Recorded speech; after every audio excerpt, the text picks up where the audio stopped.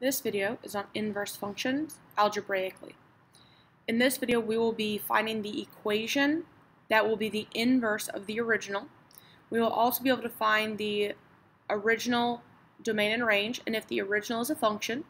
We'll also determine if the inverse is a function and what the domain and range of the inverse is. For the steps to find the inverse equation, these are the steps to find inverse equations. You're going to change the f of x to the letter y. If it's already a letter y, then that's fine. If it's g of x or h of x, it still means the same thing. We're going to change that to the letter y. The reason we do that is because the next step, we're going to switch the letters x and y. Because inverses, you take the x's, your x's and your y's, and you flip them. Once we have those flipped, we're going to solve for y in any method possible. Once we get our y by itself again, we're going to then change that y back to whatever it started with, but we need to include the inverse part because we now have the inverse of the original function. So this is pronounced f inverse of x. This is f raised to the -1 and then of x. So if it had a g of x, we would turn this into g inverse of x. If it was originally a y equals, we would have y inverse is equal to. The reason we cannot just keep it as a y equals is because the y was equal to the original. We need to make sure we understand that the equation is now the inverse. So I'm going to be using these steps as we're solving out to find the inverse of each of these equations. So I'm going to zoom in on this first example. And what we want to do is understand, before we start finding the inverse, if we can actually figure out the original, if the original is a function, and the domain and range of it. Same for the inverse. So if we can draw a basic sketch of this graph, if we understand what this parent function would be and the transformations attached to it, we could draw a basic sketch, not a perfect one, but something so we would know if it's going to be a function and if we could tell the domain and range. So this will be a line, and it will start down at -4 with a positive slope. So it would look something like that, just going down to -4. That is a basic sketch. So with this basic sketch in mind, we can actually determine if the original is a function. The original passes the vertical line test, so the original is a function. We can also determine if the inverse is going to be a function by looking at the original graph.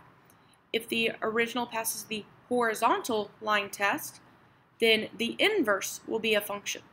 So this original graph will pass the horizontal line test, so the inverse will be a function. Now we can go back to the original and find the domain and range. The original graph will have, since it is a line, it will have two arrows, meaning it will have -infinity and positive infinity. This graph for the domain is pointing to the left forever and also pointing to the right forever. So the domain will be -infinity to positive infinity. The range, this original graph is pointing down and it is pointing up. So that will also be a -infinity to a positive infinity. Therefore, we can find the domain and range of our inverse because we have the original. So the domain of the inverse is the same as the original range. So we're going to write this -infinity, positive infinity in the inverse's domain. We can do the same thing for the inverse's range. We take the original domain and put it into the inverse's range. So that's also a -infinity to a positive infinity. Now we can actually go and find the equation of this line, or of the inverse, and we can then check to see if that will be a function and if the domain and range would be accurate. So again, our first step is to change the f of x, or whatever it's equal to a y, to make sure it is a y. So I'm going to take this f of x, cross it out, and put a y equals. The second step is to switch the x and y. So instead of me saying y, I'm going to have an x equals, and then this x will turn into a y, and then we keep everything else the same. Then we're going to solve for y. So on here, I just need to add 4 to the other side, so we'll have x plus 4 is equal to y. Once y is solved, we can then write it as the correct inverse notation. So we're going to have f inverse of x is equal to x plus 4. This is our equation. This will be a line. So a line will be a function, so the inverse is in fact a function. And a line will go forever left and forever right, so the domain is correct. It will also go up and down forever, so that means our range is also correct. So us finding the information just from the original for the graph is still acceptable, because we can find the equation of our inverse and then we could graph that the same way we did our original. On this next example, I'm going to do the same thing. I'm going to graph a basic sketch of this. This is a line, and it has a positive slope, and it starts at -7, so it looks something like this. The original is going to be a function, because it passes the vertical line test. The original domain will again be that -infinity to +infinity, and the original range will be -infinity to +infinity. Now for the inverse, we're going to do the horizontal line test on the original, and it will pass, so this inverse is also a function. And we're going to switch the domain to the range. So our inverse range will be -infinity to +infinity, and we're going to switch the original range to our new domain. So it will also be -infinity to +infinity.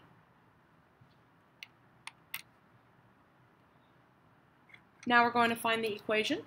We're going to change the f of x to a letter y. Then I'm going to rewrite this as by flipping the x and the y. I'm going to put the x instead of a y is equal to, I keep everything else the same except the letter.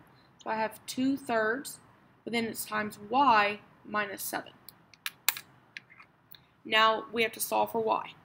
So we're going to add the 7 over first. So we're going to have x plus 7 is equal to 2/3 y. To get that 2/3 off of the y, we're actually going to multiply by that reciprocal of 3/2 to both sides. We'll have 3/2 times x is 3/2 x. 3/2 times 7 is positive 21/2. And this will equal to a y, because the 2/3 and the 3/2 will multiply to give you a 1. Now that we have the y by itself, we can write this in the correct notation. So it'll be f inverse of x is equal to 3/2 x plus 21/2. This will also be a line, so a line will be a function, and the domain and range will be -infinity to +infinity for both. So we were already correct when we used our original to find the inverse information as well. I'm going to go down to this next example.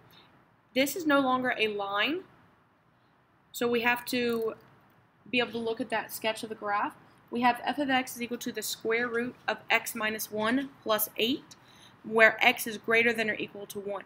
The reason x has to be greater than or equal to 1 is because if it is smaller, then this would not work, because we cannot take the square root of a negative and get a real value for it. So that x value has to be greater than or equal to 1, because 1 minus 1 would give you the 0. We can take the square root of 0, but we cannot take the square root of anything underneath 0. So a basic sketch of this, we would want to know where our square root curve would start. That's our h and k. H is going to be that positive 1, and k is going to be that positive 8. So positive 1 and positive 8. And a is positive 1, so it's going to be a square root curve that goes off like this. So we look to see if this is a function. The original will pass a vertical line test. So we can come down here and say that the original is a function. The domain for this, the domain is starting at that h value, that coordinate of 1, 8. So it's starting at the 1 and going forever to the right. So it's going to be close bracket, 1 comma positive infinity, open bracket. The range is actually starting at that 8 and going up forever. So it's going to have close bracket 8 to positive infinity, open bracket. So then we can actually go ahead and, again, we can find the inverse information. This graph would pass the horizontal line test, so the inverse will be a function. The domain will be the original range, so we're going to just rewrite the original range where the domain is. We're going to have that 8 to positive infinity, and the inverse's range will be that 1 to positive infinity, because again, they just flip, just like the x's and y's flip. So now we can go and find the equation, so we could graph it and find that same information we just did. So I'm going to change my f of x to a y, and I'm going to rewrite this. My x's and y's will flip, so I'll have x is equal to the square root of y minus 1, and then plus 8. Now to solve for y, we're going to subtract the 8 first. So we're going to have x minus 8 is equal to the square root of y minus 1. Now we need to get the square root off. So we're going to square both sides.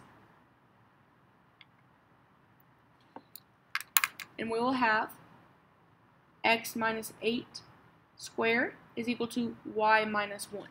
We want to keep it in this format because we want to be able to see our a, h, and k so we can find our domain and range.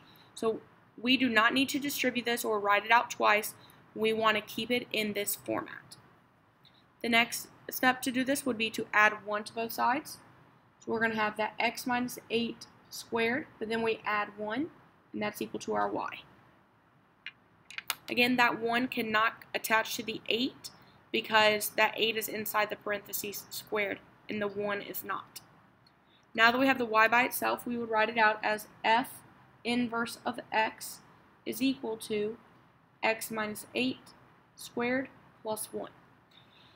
Now we have to make sure that we understand the restrictions on the original, because the restrictions have to then apply to the restrictions of the inverse as well.